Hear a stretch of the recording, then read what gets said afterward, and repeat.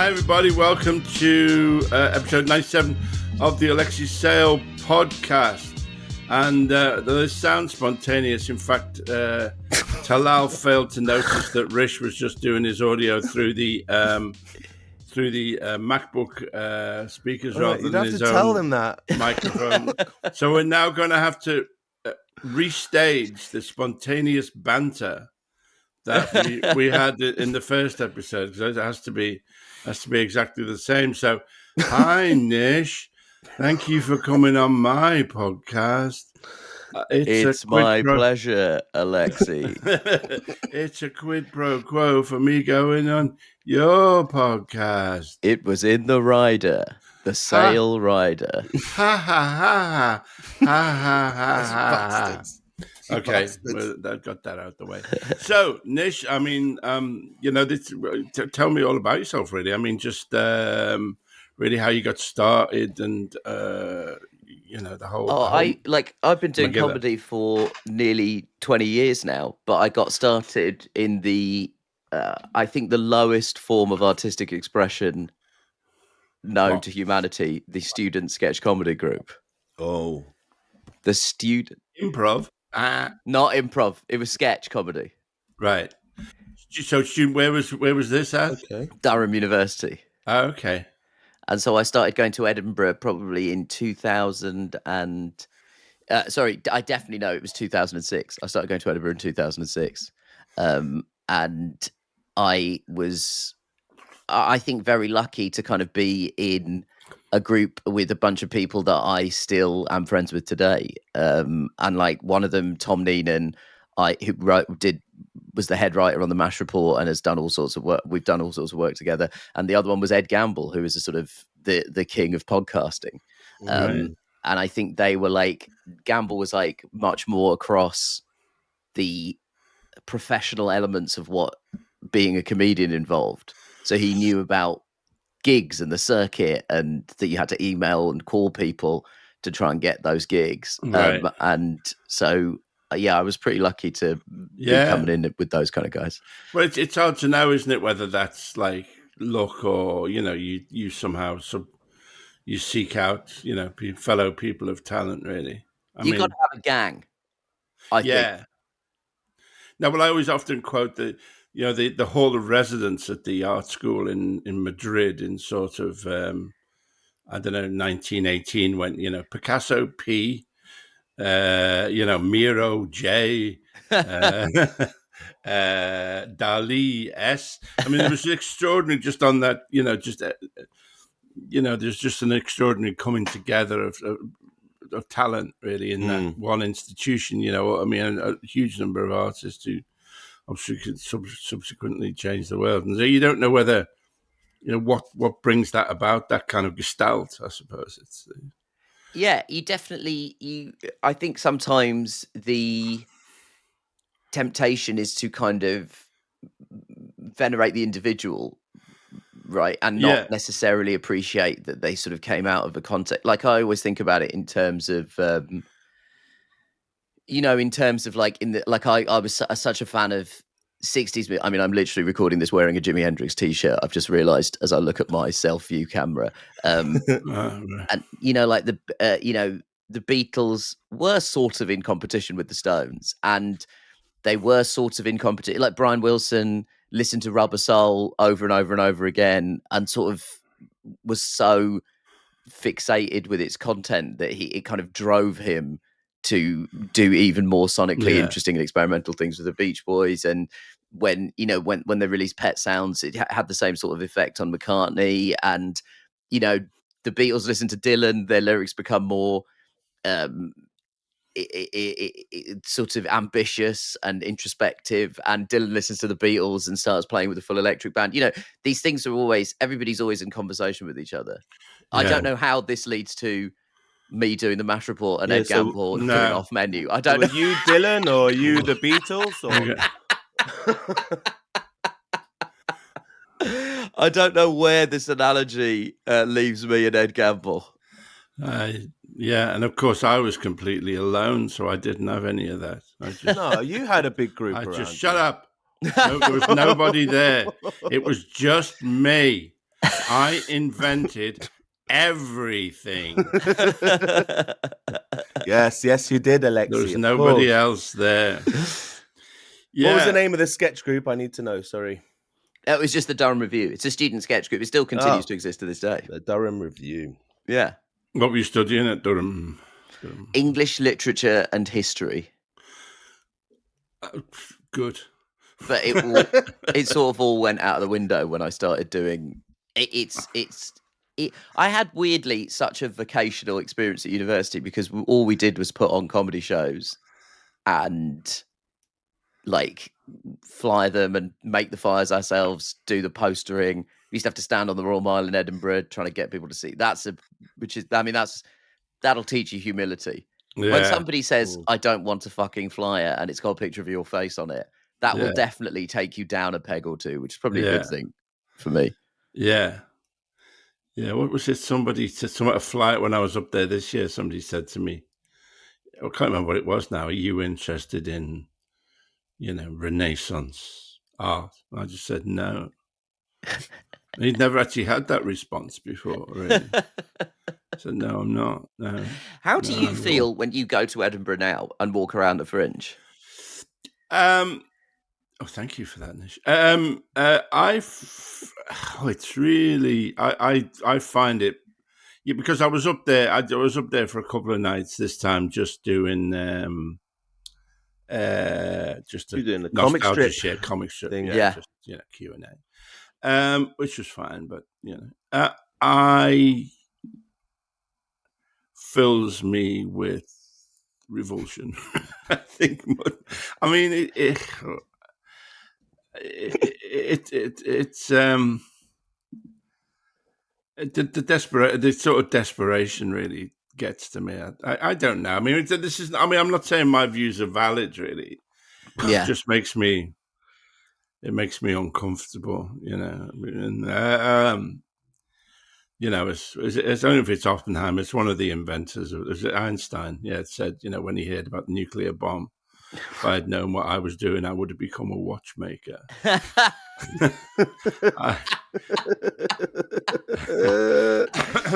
That's what I sometimes feel. Yeah, that's why I'm interested in asking you. Like, to some extent, we are all you are part of. I invented that shit. You're part of a creation myth of British alternative comedy. It's the truth. No, but Alexei was part of the first people to bring comedy to the Fringe. I was the first person. Me and Tony Allen were the first people to do that. That's what I mean. I wonder how you feel. Are you like Cillian Murphy at the end of that movie, just in your hat in the rain, just contemplating the destruction you've wrought? Yes, exactly. Yeah. Yes, very much. It's an age thing in that I think it must, and there's probably an element of kind of envy here that I think if you could, I think it must still be the most amazing experience if you're younger and you're caught up in it, and it was when I went back in 2013. I absolutely loved it. I was the happiest I've ever been, really.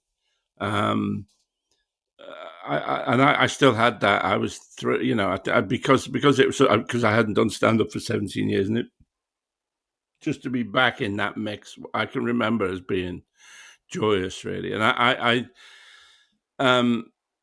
some of my unease about it now is, I guess, to do with just not being a part of it, really. Right. I mean, I'm sure for if you're doing a show and it's all your mates, and I suppose some of the realization is just a realization of age, really. I mean, I don't know if I said. I mean, I remember when I did 2017. Yeah. And going out for a walk on the meadows one day and seeing this girl just sobbing and a posh mother going, "Oh, and it's all right, darling. We'll go and have a nice tea." And I said to my promoter, to David Johnson, afterwards, "What's that all about?" And he said, "It's Black Wednesday. It's when you've got no reviews and your venue is empty, and there's a specific Wednesday, really, when you're not going to get any reviews, and you've wasted your time up there. So it's savage as well, isn't it? Really, Yeah. I mean, which is what gives it. It's also piquancy. I mean, reputations are made and reputations are lost. I mean, I loved it. In 2013, I was so happy. Yeah. And I loved the show that I was doing. And in 2017, I was less happy with the show. And I was 5 years old, 4 or 5 years old. It's always a personal experience. It's going to affect. But 2013, I think, was one of the last years, I think up to 2015, maybe, that it was at its peak, really, like good. You've done it a lot of times, I'm assuming, Nish. I've done it a lot over the last. I've done it almost.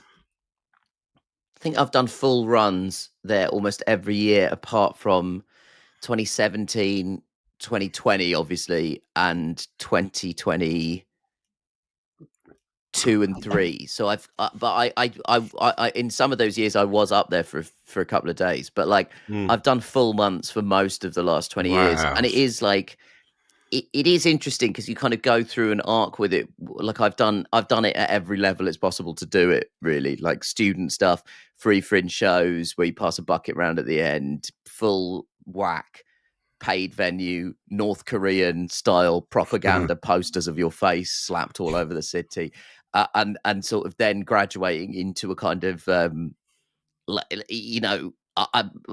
loath to use the term elder statesman, but certainly like kid who's been held back at school a couple of years and is bigger than all the other kids. I've sort of done it at every stage, and it is interesting because you do see the kind of increased corporatization of it, and you do see the increasing costs that are slightly boxing out younger generations from being able to do it, and that does make me sad, only because if you take away the sort of the career making, career breaking, whatever it is element of it, the best thing about it really for me was for just a couple of years I was doing stand up every day for a month, and the kind of, again, like I'm embarking on a metaphor that I don't fully feel confident in because I don't exercise enough, but I imagine it feels like what being in the gym is.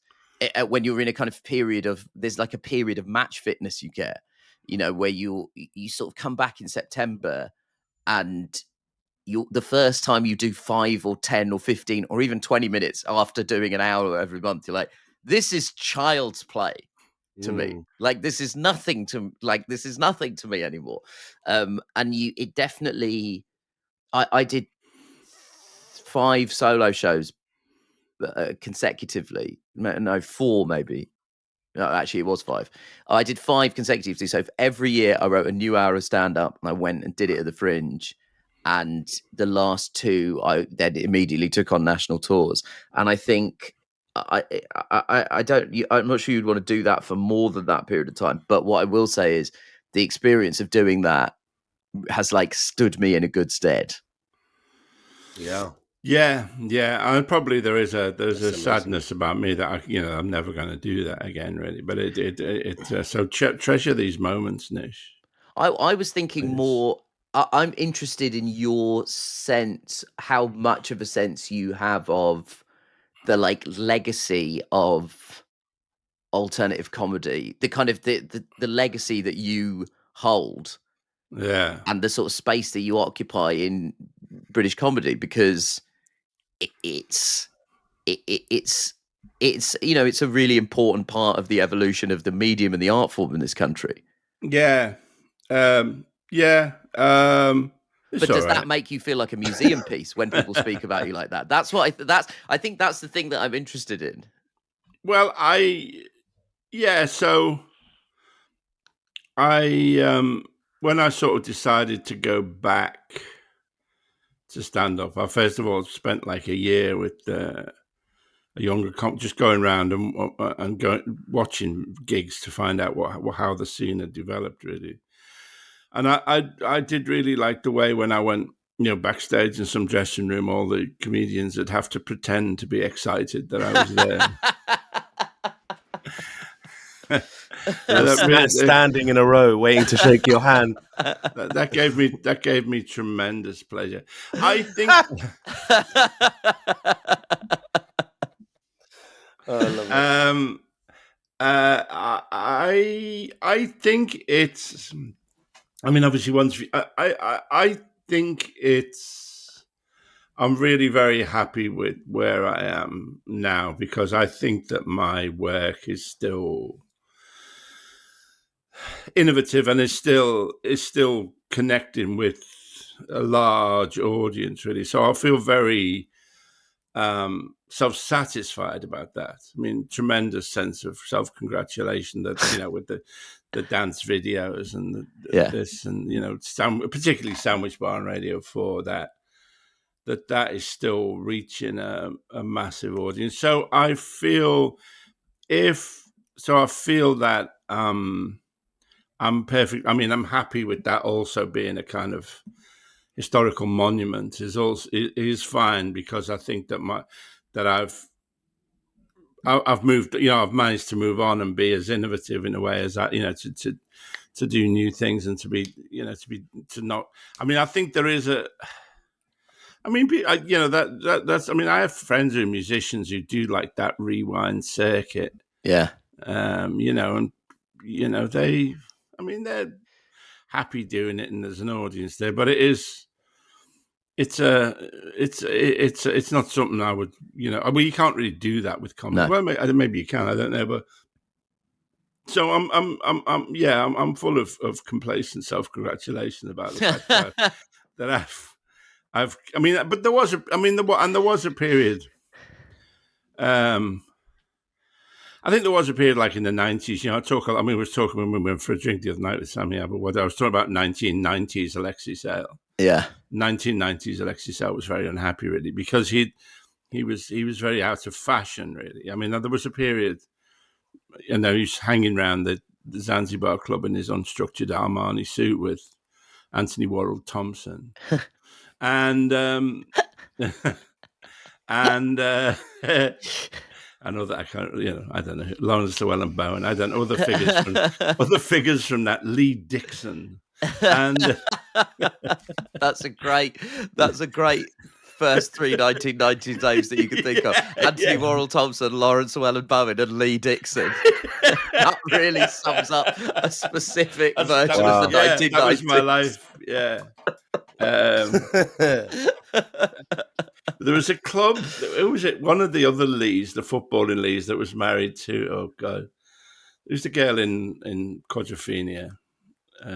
Leslie Ash. Who's she married to? She's still married to him, I think.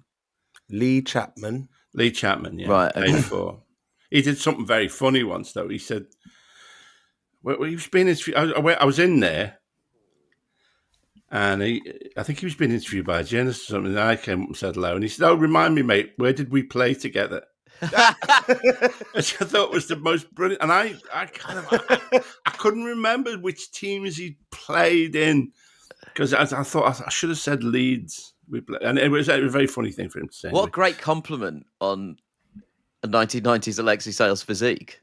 Yeah, it's true. Yeah, he was slim and out of shape ex-footballer is still an out of shape ex-footballer. That's still more in shape than 90% of the population. Yeah. Well, why did I go? Oh yeah. So anyway, I really embrace and sort of wallow in that the historical context. I'm very context of it happen, and I both consciously, I mean, that's partly a joke, but it's also there's a, that kind of claim that I invented everything, and there was nobody else. It's partly just self-serving, I mean, again, kind of Kim Jong-un kind of. I learned from the Marxist-Leninists who I followed when I was younger, but it's also, I think. So I don't mind doing a bit of that, really. But I think if I wasn't doing work that was still interesting, I would have a different attitude to it, I think. Really. I wonder if it's easier for comedians to embrace elder statesperson status because by virtue of being a comedian, you're still producing new work. Like you say, there is not a possibility, or maybe there is, and we're just not aware of it. But if you're still working as a comedian, you have to produce new material. You can't really go out and, I saw the Rolling Stones live. Nobody was clamoring for them to do new songs. They wanted to hear satisfaction, and you can't always get what you want. Whereas maybe that's where sometimes musicians are more prickly about being perceived as like legacy acts. Yeah, I mean, by definition, if you're still working as a comedian, you have to be doing new material. Yeah. So you have to be innovating to a degree. Yeah, you can't go out and do the old. I mean, people have suggested I did go out, and I don't know what it would be like to go out in the tight suit now and. Hello, John. Got a new. I mean, I did towards the end when I was really disillusioned, sort of in the late, sort of mid '90s when I was coming up to stopping touring, and I would do me hit at the end. I would do Hello, John. Got a new motor, and I would start putting in kind of demeaning line. I'd say this is a bit fucking pathetic. I've been doing this for 15 fucking years, and the audience could kind of go, "Oh, this is a bit unsettling." This man clearly isn't happy with his life. So yeah, and I was glad to. I mean, I was glad to bin all that, but so I don't mind doing nostalgia stuff as well. I mean, it's like talking about the comic strip or talking about the young ones, stuff like that. Really, it's fine, really. And I also think, I mean, and it is. I think I think for a while, I mean, like I say, in the 90s, people really didn't. They rejected. I think there was a rejection of the history of. My sense of it is, and this may be that there was, with the sort of when. That first alternative comedy boom kind of came to an end, and you got people like Baddiel and Skinner and people, I mean, the best you could say about their comedy was it was apolitical. It was very apolitical, because this is a comedy that I was watching, or that was on a lot on TV when I was growing up. Really, like the sort of the kind of that sort of fantasy football era, and it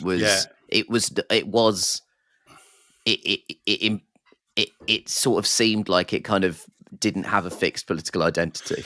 No, well, probably, which makes it racial, makes it reactionary by definition, I think. But yeah, there was also I've sensed an aggressive kind of rejection of the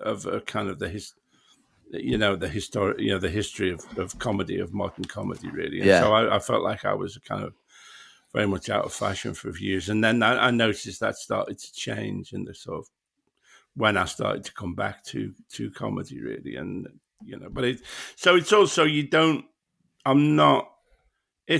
I'm very grateful for that attention. I also know that there was a point when that attention wasn't there. That's also fine. I think that's also something you've got to live with, is the kind of the sine wave of a career that you will be in and out of fashion, really. I think I'm kind of pretty much set now. Why did you become disillusioned in the 90s? Why did you stop touring? Well, because I felt like the wind had changed. So what I was doing was no longer connecting with people in the same way that it did, really. Yeah. But I was still doing me hit and all that. And I felt like I was trapped a bit in that. You had a couple of you tried to break America and stuff, and you terribly wrong. Yeah, you came back with your tail between your legs. That must have knocked your ego a bit. Thank you. Yeah, that's not. And you had this isn't your role. I think we're stepping outside. I think there'll be an advert in Podcast Weekly. Popular podcast looking for the fuck? It's well established. You went and made a tit of yourself in front of the Golden Girls and came back to London. That's you create the canon. I'm just reciting it. The Golden Girls sent you packing. Said, fuck off out of America. We want homage. Yeah. They did. I think it takes, I don't know. I mean, it takes a long time to, particularly when you've set a kind of a template, it takes a long time to turn that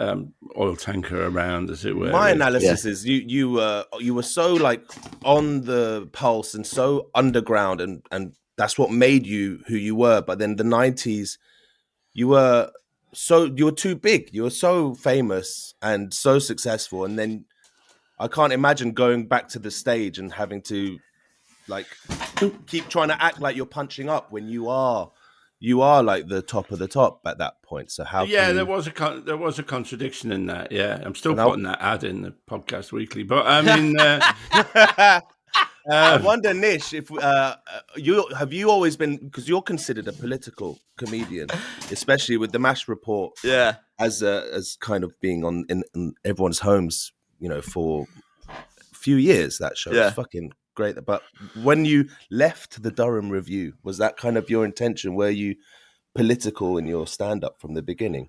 I mean, I should say that there's probably one bit of my background that I've selectively omitted, and James Acaster is always very keen for me to stress and repeat this to people, because when he found out about it, he said it made a lot of sense. When I was at school, my extracurricular activity was debating, so I was in the debating society, and the thing that I did in my fucking debating speeches was fill them with jokes. So there would be like a kind of argument that I was trying to advance, and then the way that I would move from one point to another was a joke. Like I would write funny stuff to put in. And when I told James that, who I thought was my friend until he laughed in my face when I told him this story, he thought he and betrayed me with his laughter. He said, "Oh my God, you should always tell everyone that, because it makes so much sense of your comedy and personality." It does. I think I was always interested in pop. Also, when I was a kid, one of the first stand-ups I ever saw and was conscious that I was watching stand-up was Chris Rock in those kind of late 90s, early 2000s HBO specials. The first one I saw was Bigger and Blacker, and that stand-up show opens with him coming out and talking about the Columbine massacre. That's literally the opening. Once he has said, "Thanks, nice to see you all," he's shouted out Brooklyn, and then he says, "I was on an elevator and 4 high school age white men got on, and I jumped off because I said, 'You're not killing me.'" Like that's how the thing starts. And so I think a lot of what I understood from minute one, what I was conscious of the idea that if you could do stand-up comedy and it could be hugely politicized, and it could engage with real world issues. And I think if you watch some of those late 90s, early 2000s Chris Rock specials, you see a squeaky voiced man of color screaming about the news, and you think, I've not progressed far from teenage debating and Chris Rock HBO specials. But when I was doing stand-up initially, it was all just anecdotal, because I think I had to learn how to write jokes, because I would try and do political stuff, but it would just be me it would just sort of me slightly jokelessly meandering through some opinions. And I had a couple of years where I learned the mechanics of joke writing, and was slowly then able to integrate my opinions into my act in a way that was still funny, but also honored the passion that I have for a lot of those political opinions. Me and Chris Rock also share something. We're both great stand-ups who've been in some fucking terrible movies. Yeah. You said it. And his career is a handful of good ones. I feel like Alexei's now trying to head Talal off. He's trying to get out in front of the story. And I've never advertised a bet insight like Chris Rock does at the moment. What's going on? I don't know. I suppose it's that thing where it's in a foreign market, so you don't think your reputation is at stake, really, so you can advertise. But in the sort of internet era, it's not, there's no such thing as kind of isolated foreign. You can't really Bill Murray, Lost in Translation whiskey advert your way through anonymously to a couple of million quid, isn't it? But they, if you get offered $5 million for half a day's work, like it's really hard to say no to that. I can only imagine. And the economics of rich people. I think what I've realised is, and I say this in full knowledge that I am much wealthier. I am a wealthy person by any discernible metric. If you consider global averages and even national averages within the United Kingdom, I am a wealthy person. But I slowly am starting to realise I actually don't understand the economics of being a rich person, because sometimes you see somebody on an advert and you're like, why the fuck do you need to... What? What are you doing? Oh, doesn't it? Is there any light you can shed on that, Alexei? Because you don't partake in that, but you must have friends that you see on telly and, like, without naming names, but like, how do you understand what that... Is it as simple as what I said? It's like they're just offered a massive paycheck for hardly any work, and some of it, if you've got no morals, or your kind of fluid morals, that fluid helps. Morals.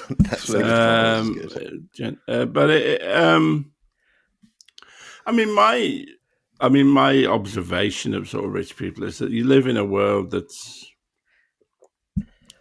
it's that line, isn't it, that money is how rich people keep score, really. So they live in a world of, you are more beset by rules and by hierarchy.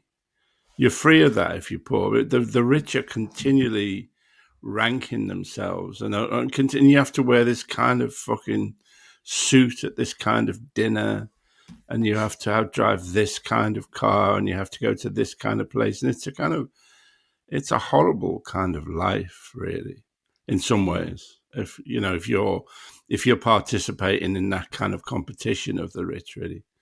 There's a really great exchange in a Succession episode that I think gets at some of that, where one of the characters is talking about receiving, I think, $2 million or $3 million in a kind of settlement, and the other characters are disparaging that option for him and saying that would make you the poorest rich person in America. I always think about that I think that exchange is part of why that show is so good, because I think it gets at something about the alternative reality that you start to occupy if you choose to become rich and then allow yourself to be untethered from reality. If you completely change the sort of rules by which you view economics. Yes, absolutely. But it's also that, it would be fine, all that, if they weren't also destroying the planet in their quest for kind of status, but they're monsters. The genocide in Gaza is because of, people, in a way, Henley Regatta, in a sense. I mean, that's a bit of a, it's the whole hierarchy of the wealthy all across the world. It's all connected, really, I think. Yeah, I think that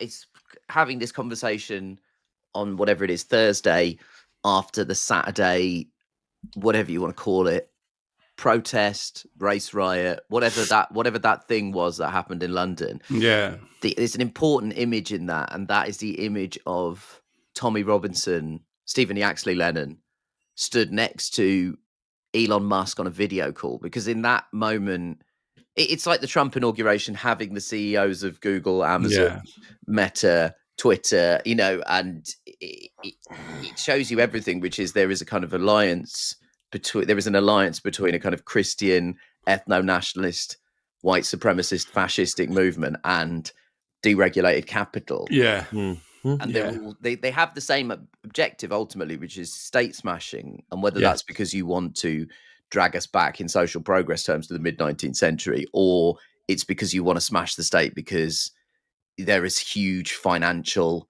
upside in a lack of functioning government for a lot of these people. They have shared aims. Yeah. Well, yeah. I mean, I'm not saying Chris Rock is doing that just because he does an actor. Sky Bet or whatever it is. We Las can't Vegas. pin that on the giant Ray Winston floating head. We cannot pin that on the floating Ray Winston head that appears when I'm trying to watch football and asks me if I've updated my ACCA. I don't know what an ACCA is, Ray. I just want to watch some people kicking a ball around. Please. Yeah. Well, you can and you can't really. I mean, I think maybe Chris Rock just wanted to buy a boat and they gave it. I don't fucking know. Yeah. No, I mean, we are having moved on to that subject rapidly from Chris Rock. We are. It's hard to overstate, I think, how much it feels that we are in a perilous tipping point, really. 100%. Yeah, and it's to watch something like the Labour parties, Keir Starmer's Labour parties, connivance in this, on a local level is. I support flags. I've always loved flags. I was talking about this on my podcast yesterday. If you separate all the morality out of it, which I feel like I say constantly, and you probably shouldn't, you definitely shouldn't separate the morality out of things. Separate the morality out of Jeffrey Epstein. Yeah, if you take them, let's have this. Just take the morality out of it, and then he was just providing a home for indigent young women. Yeah. Anyway, well, there's after he after Jeffrey Epstein died. Norm Macdonald, I would say, tweeted like one of the all-time great. Like Norm Macdonald had like a really string of extraordinary turns of phrase. Yeah. But I think his tweet about Jeffrey Epstein is one of the kind of all-time. It's something. I'm just making sure. I'm just looking up. So yeah, it's a man is a coin, no obverse without reverse. If you remember Jeffrey Epstein as a monster destroying lives with a wicked nonchalance. But for me, I will remember him as the man who killed Jeffrey Epstein. That's brilliant. R.I.P. Norm. He's such a loss, Norm Macdonald. Remember? Yeah, completely. Just say it, I get random stuff comes up. That bit where he's talking about dogs and how Hitler's dog really loved him. Loved Hitler. I think it just, that's a brilliant fucking line. Though. I'm so envious of that. It's a brilliant line. Yeah. But even if you take the moral obligations out of it and you take what we expect from the leader of the Labour Party, it feels like you're not learning the lessons of British history and the British politics in the 21st century, which is you can't defeat Nigel Farage by aping his rhetoric, because the Conservative Party has been doing that really for my entire adult life now. Yeah, they've been trying to do that for 2 decades, and it's taken, they sort of tout themselves as the most successful political party in the history of global democracy in terms of their election wins. It's taken them to the precipice of total destruction. This consistent, because there was a big study by a bunch of academics, a pan-European study that warned centre-left parties that aping the rhetoric of the far right only legitimizes them. It doesn't actually do the thing that it's supposed to do, which is cut it off at the pass. Yeah. And also it means that you're doing deals with, or you're trying to appeal to people that have no interest in you. Joe Biden flew to Israel and hugged Benjamin Netanyahu. Joe Biden's entire political legacy will now forever be associated with the genocide in Gaza and the return of Donald Trump to the presidency. Yeah. And a huge part of Trump's return to the presidency can be pinpointed at alienating core Democratic voters by supporting Netanyahu. And Benjamin Netanyahu has recently said that if Donald Trump had been president in 2023, October 7th wouldn't have happened. So the guy that Joe Biden put his entire political stock in has had so little respect for him as a man and as a politician. And it's very alarming to see Keir Starmer as the leader of the Labour Party be unable to learn basic political lessons from what's happened in America, but also probably more importantly, what's been fucking happening here for the last 25 years. Have you got any insights onto, is it just stupidity or is it corruption that they're bought and paid for by, the billionaire oligarchs? I mean, have you got any insight into why $1 million they're doing question. that stupid shit?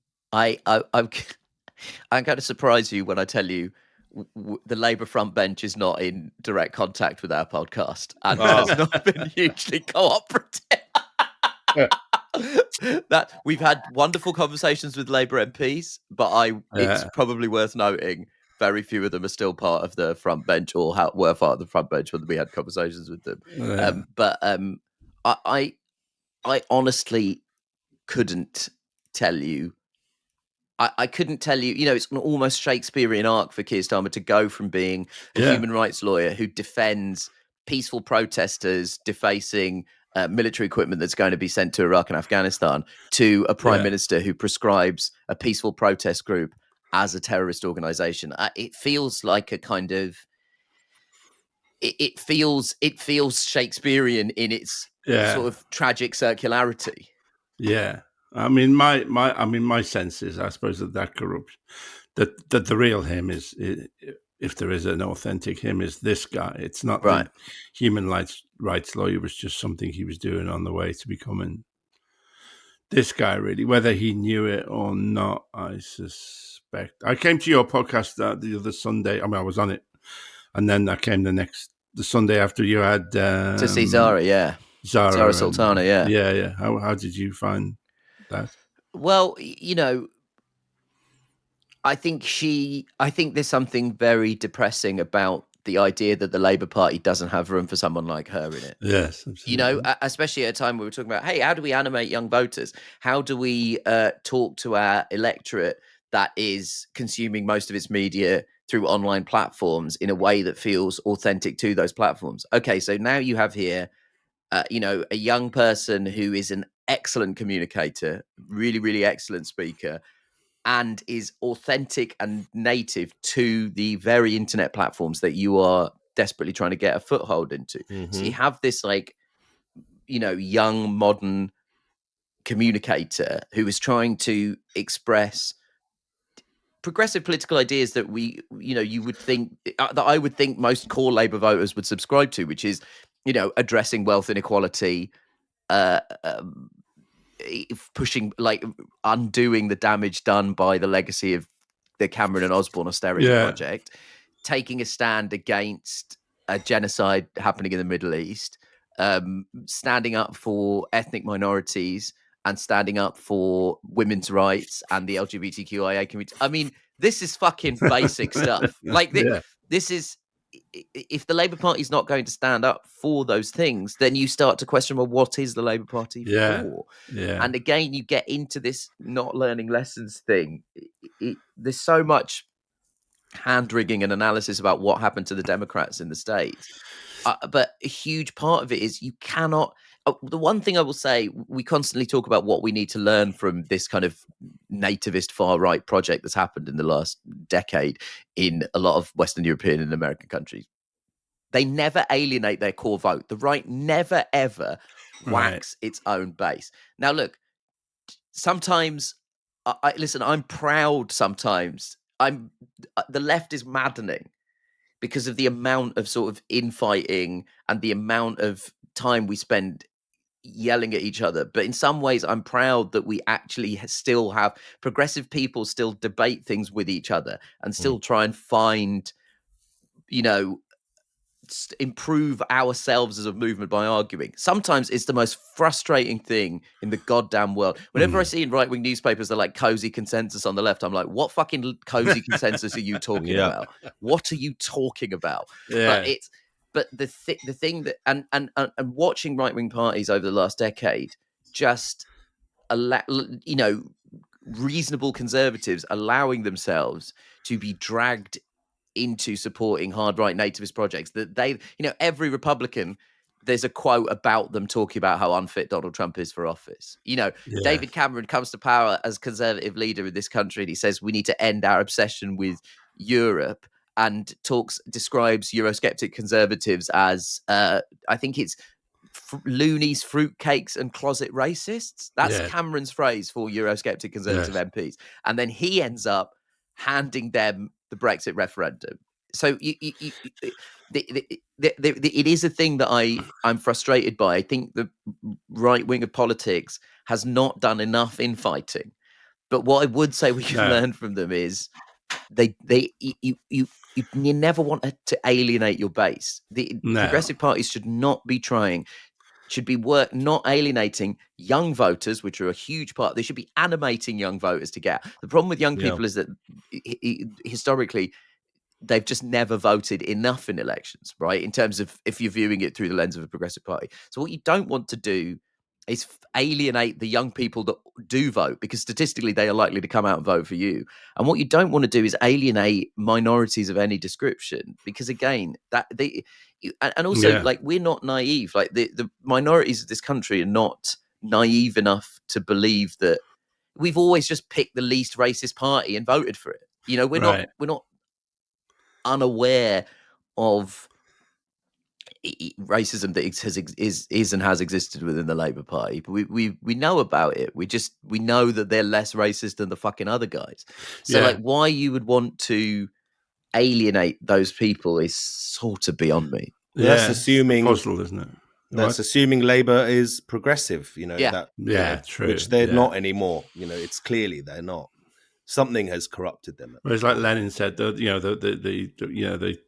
Labour Party, you know, supports the working class. It is controlled by the bourgeoisie, and the worst of the bourgeoisie at that, and Lenin could see that in the 1910s. They are the worst in many ways, they're the worst people in the world. I think the Labour kind of right wing, they're just terrible beyond belief, really.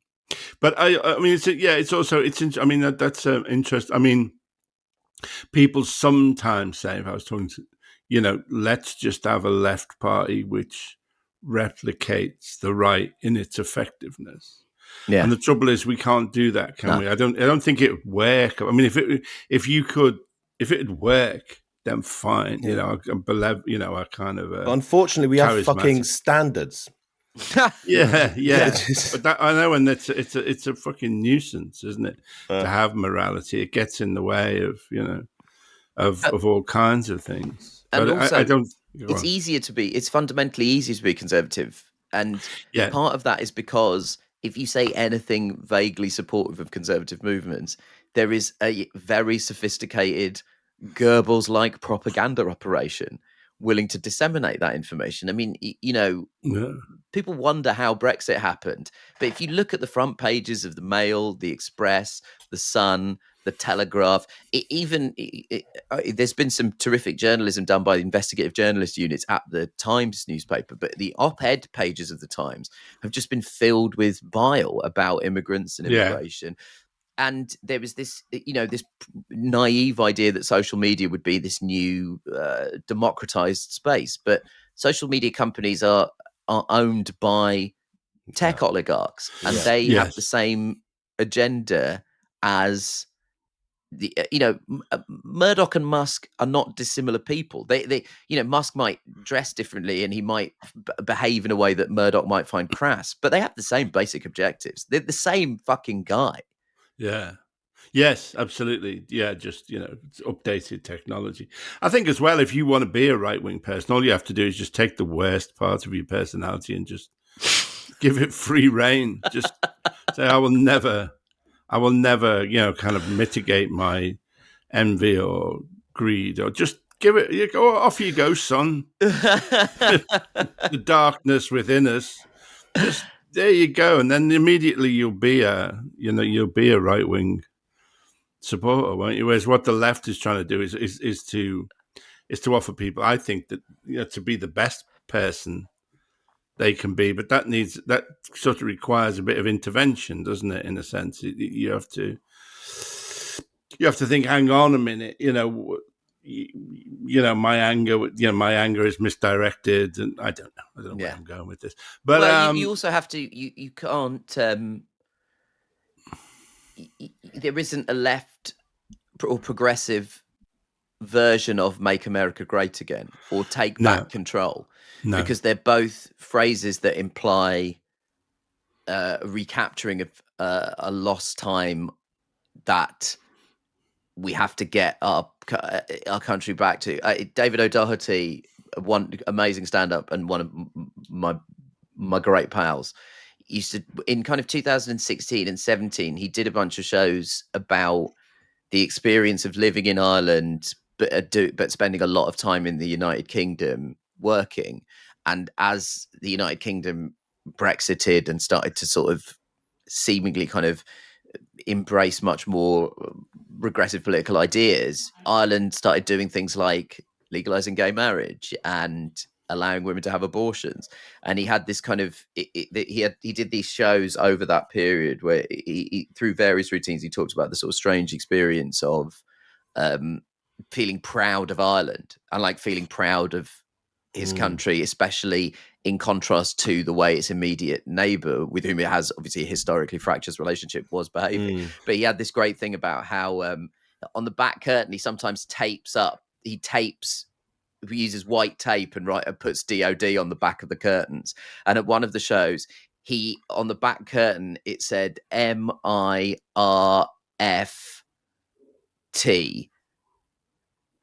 FTF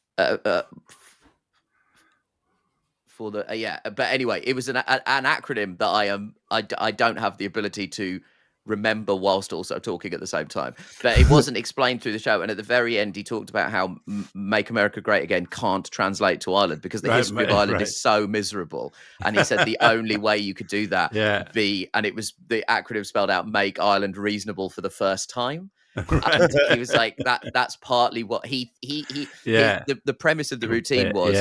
In some ways it's easier for Ireland to be progressive because right-wing Irish people start such a low base can't point to some like imagined, even if it's not, even if it's totally, even if it's fabricated, there isn't even the kernel of truth. I think for white Americans, I think there is this sort of nostalgia for the 50s, maybe the Eisenhower era. I think for a lot of the British aristocracy, there is a genuine nostalgia for empire.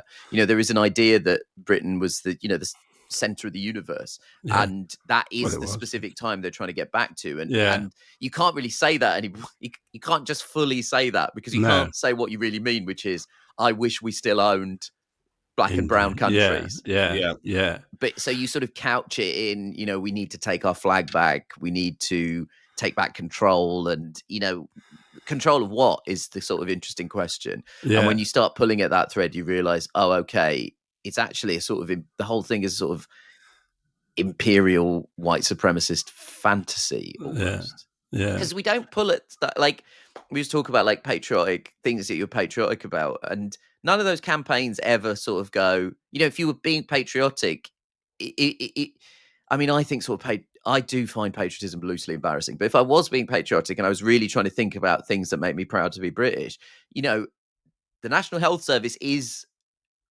it is genuinely a sort of miracle.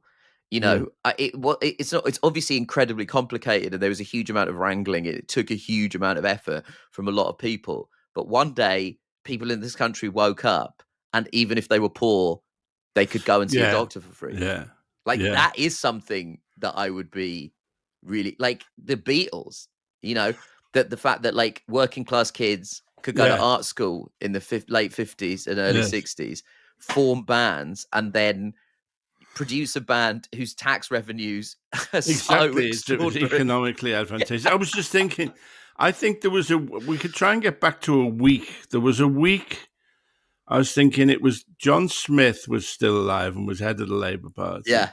The mini metro was launched. The English football team was Lineker, Lee Dixon.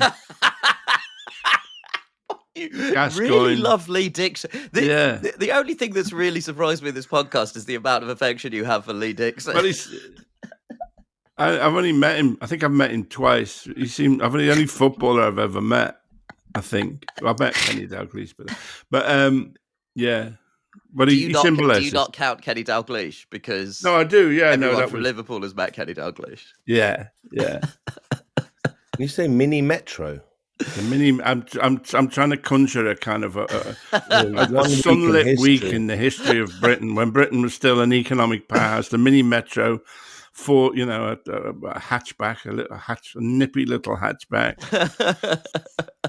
John Smith, a benign and decent person, morally decent social democrat. A football team, infused with talent in very short shorts. Make Lee Britain, Dixon. Make Britain October 1980 again. 1980. Yeah, there you go. That was it. We could just fucking get back to October 1980. MBONA.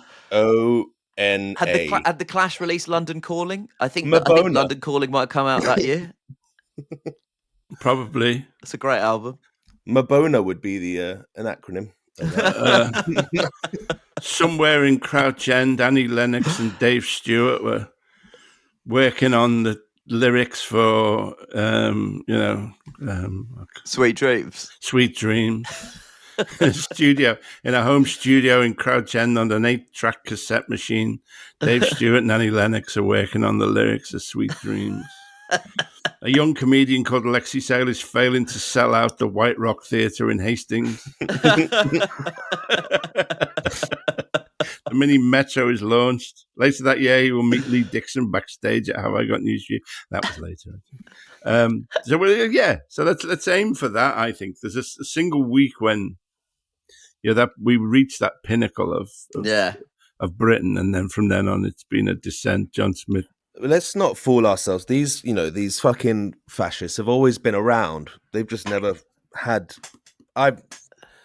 They've just got the self-assuredness now that they shouldn't deserve, that they shouldn't fucking be. It is scary, but it definitely feels I've seen firsthand how violent and gruesome these people can be just by the way you look. I've seen some in Ealing. Not even you don't have to go up north to see it. I saw a brown guy. I was 15 years old in the early 2000s. I was on a double-decker bus in Ealing, and I heard a ruckus happening downstairs. And me and my friends, we all ran down the stairs to see what's going on. There's these 3 blokes just beating on this brown chap on the bottom decker and just absolutely pummeling the shit out of him. And his white girlfriend was with him, and she was like going, please stop. And everyone on the bus was just sitting there watching until finally the fucking bus driver came out of his little booth and opened the door and manhandled them out. And he was the only other ethnic minority on the fucking bus. Him, me, and this guy getting his head kicked in. Everyone's just watching. And then I realized, he's sitting with a white girlfriend, and they must have been offended by that. Yeah. And I'm walking around, I have a white girlfriend. I was born here. I like white girls.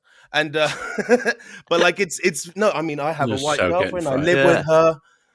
And I can't help but feel actually intimidated and scared by what I'm seeing on our fucking streets, And even you think, a flag is harmless. I'm just showing my patriotism. But we know the subtext to that, and it is intimidating.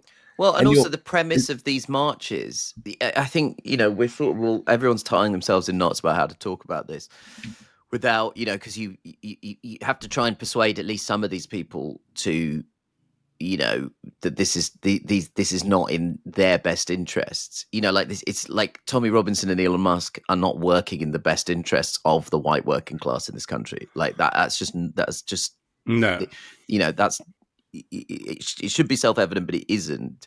But also, it's difficult to explain to people.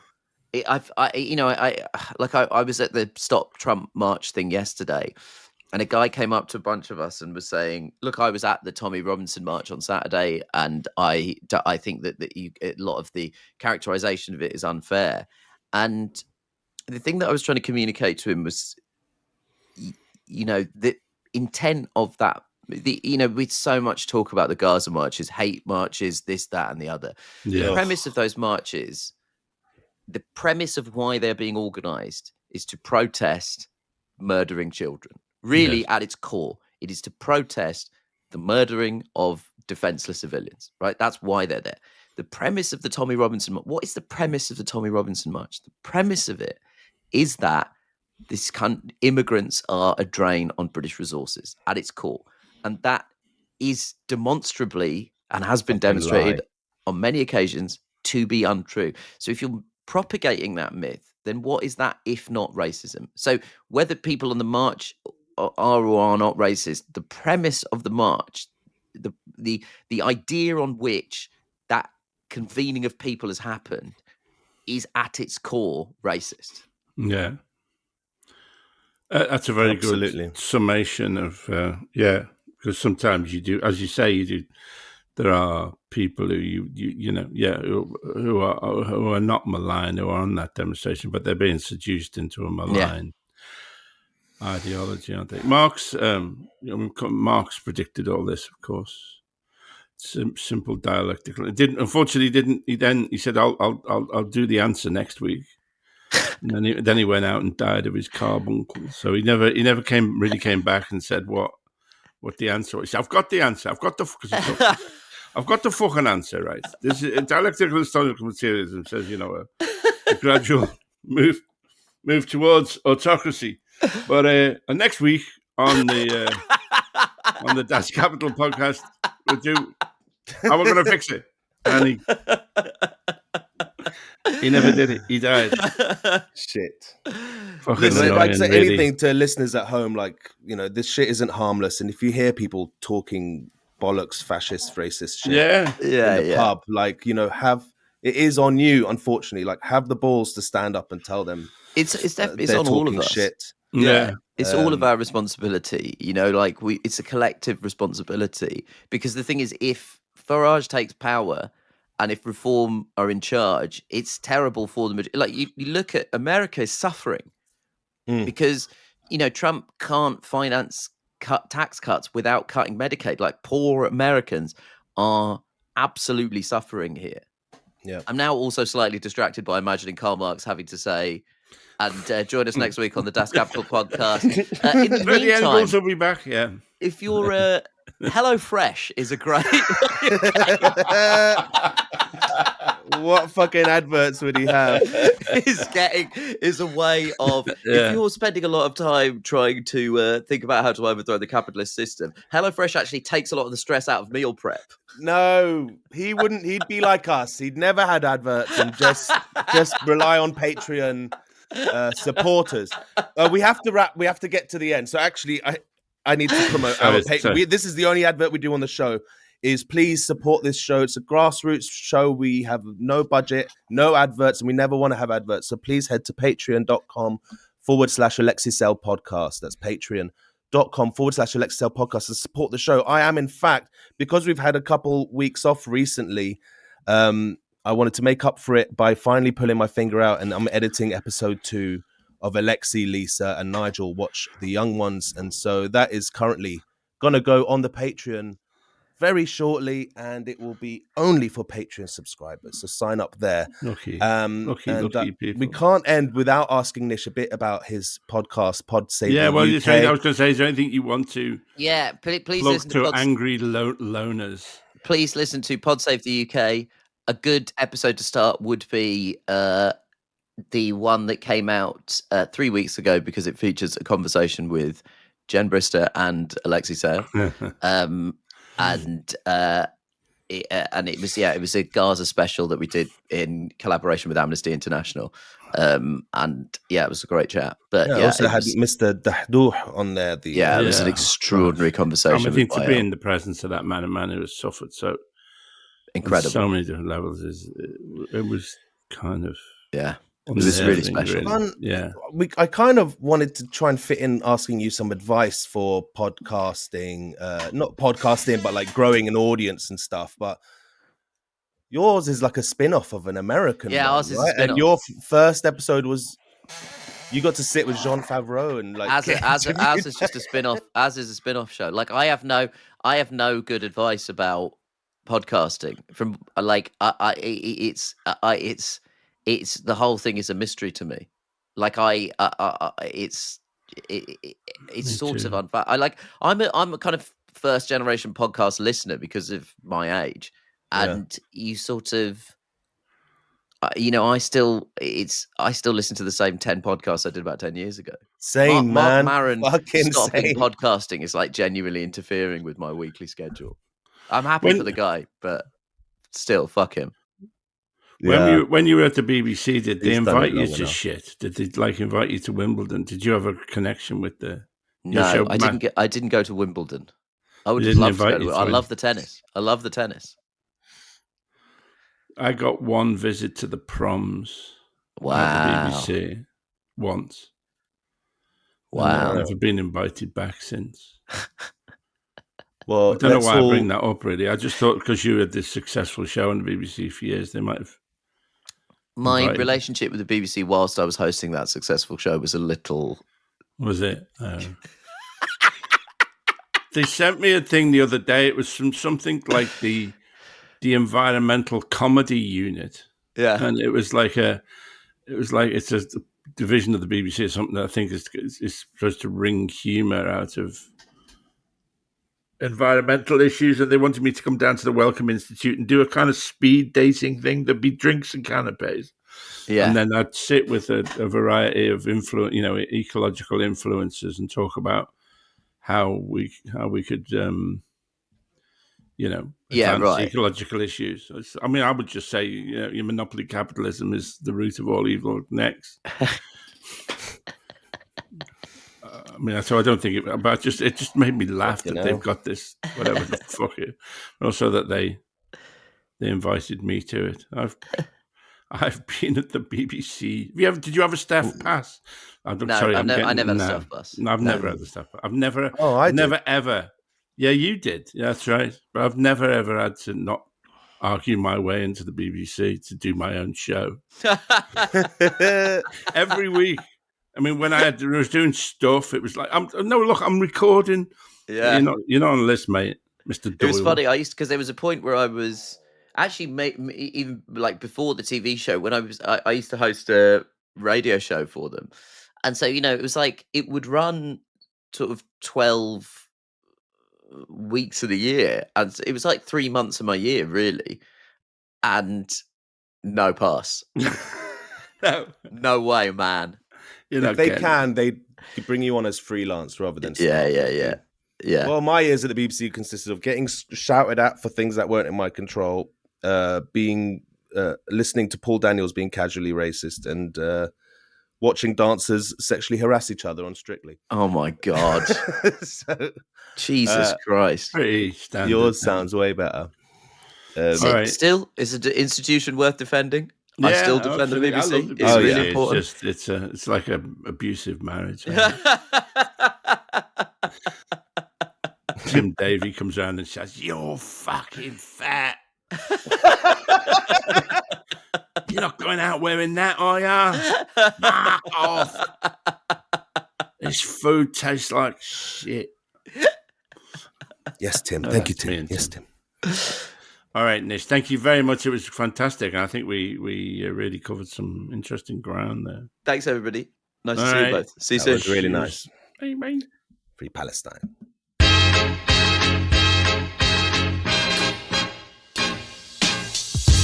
You've been listening to the Alexei podcast. This show is produced and edited by Talal Karkuti. Music by Tarbush Records. Thanks to Audio Boom for hosting us. Please keep your emails coming in at alexeisaylepodcast@gmail.com. Goodbye.